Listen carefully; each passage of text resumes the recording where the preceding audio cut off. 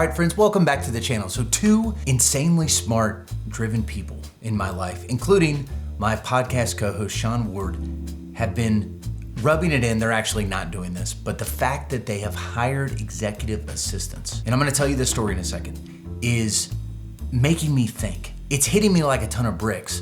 Why haven't I hired an executive assistant? Like, shouldn't I have one too? But if I'm honest, this is what this video is all about. Right then and there came the most revealing thought that I have about this subject, and I want your thoughts. Drop it in the comments. I thought, I don't deserve one.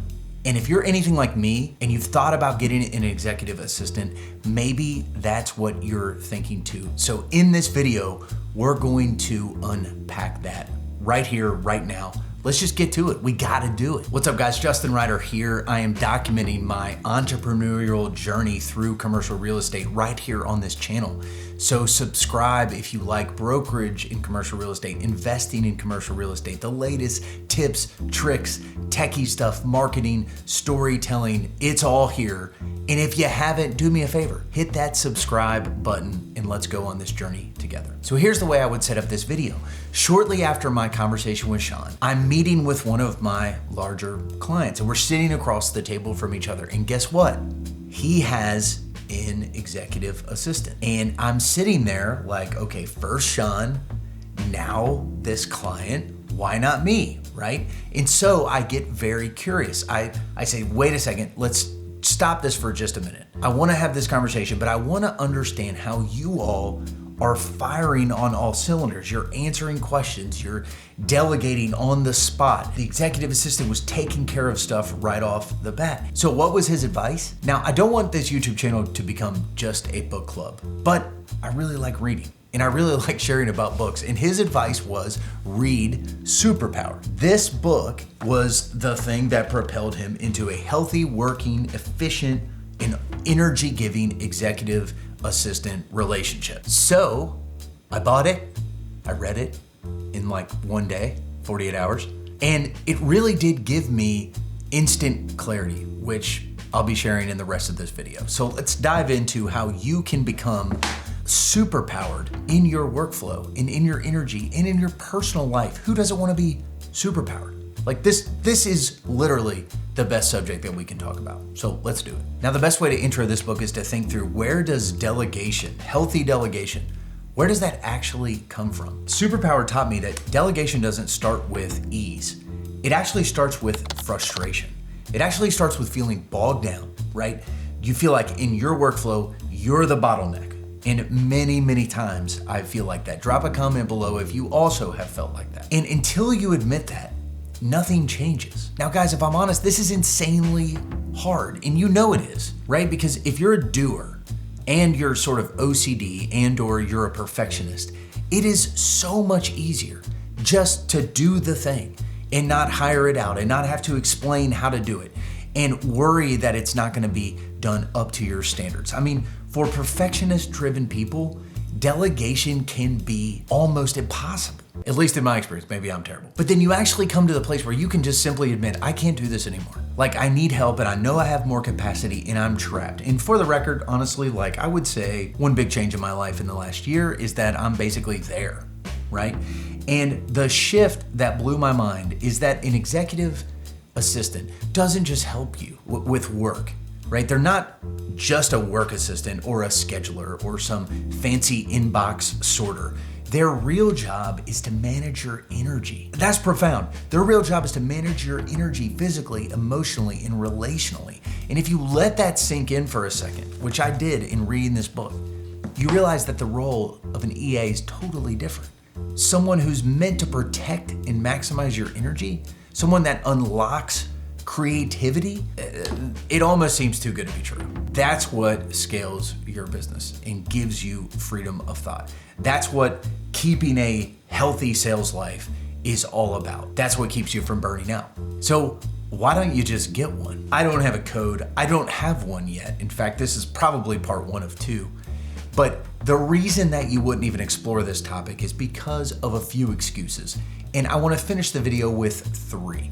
And we probably have the same ones. My prevailing thought when I first saw this was, you know what? I just don't deserve this. Like, not me. Other people do, but I don't. That excuse is now dead. It's dead. Why? Because I'm making plenty of money and I have a vision and a mission and I want to build something big and I have a lot of energy to give. And I don't really know why. Maybe it's insecurity or stupidity, but I don't really know why I didn't consider myself the perfect candidate to have someone to do this. And this book really did help me consider myself that. Now, excuse number 2 is sort of this idea of like, my life is not ready for one. Now, this is the classic of like when my wife says, hey, everybody, we got to clean up before the cleaning lady gets here.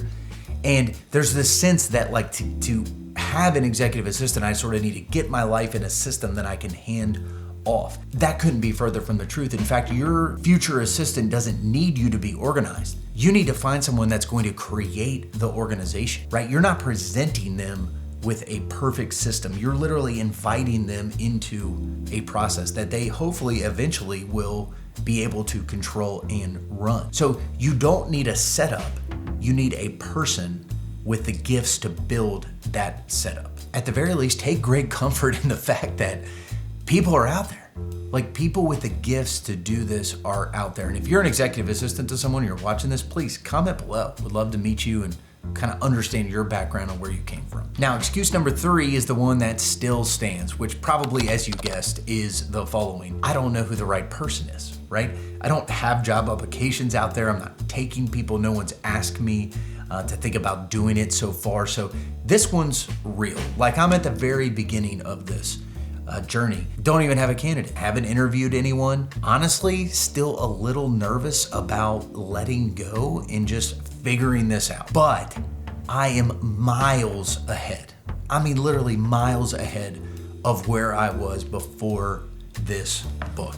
And what specifically has changed with my future executive assistant, I've now got a vision for the role, a job description, a scope of work, a list of what gives me energy and what drains it that will eventually be passed off, and literally the perfect book to hand anyone that I would even think about hiring. This would be a total prerequisite. If you haven't read this, we can't even talk about it. In fact, here's my copy with all of the pages I've marked and underlines. Now, all that came from this book, but obviously this is just part 1 without having the fit in the person and the actual hiring. And maybe I'll do that in the future. Maybe part 2, the person will be sitting right here next to me and we can talk about how this book launched in actual partnership. So one last stat from this book to round out this video. Hear me on this. I think this is super crucial. 72% of entrepreneurs are directly affected by mental health issues. This is compared to 48% of non-entrepreneurs. Obviously, lots of people, let's say half people, have some type of mental health issue, but entrepreneurship brings out more issues. And that's why energy and health is so crucial and a huge topic for this channel. Maybe this video is a warning sign. Maybe you realize this role is mission critical like I recently have. Maybe you realize, hey, my sales life depends on it. So here's to reclaiming some energy, and we will catch you in the next one. Thank you, friends. Is it stupid to throw the book? Who am I talking to? There's no one here, no directors. So here's to reclaiming energy. I'm gonna throw this book and we'll catch you in the next one.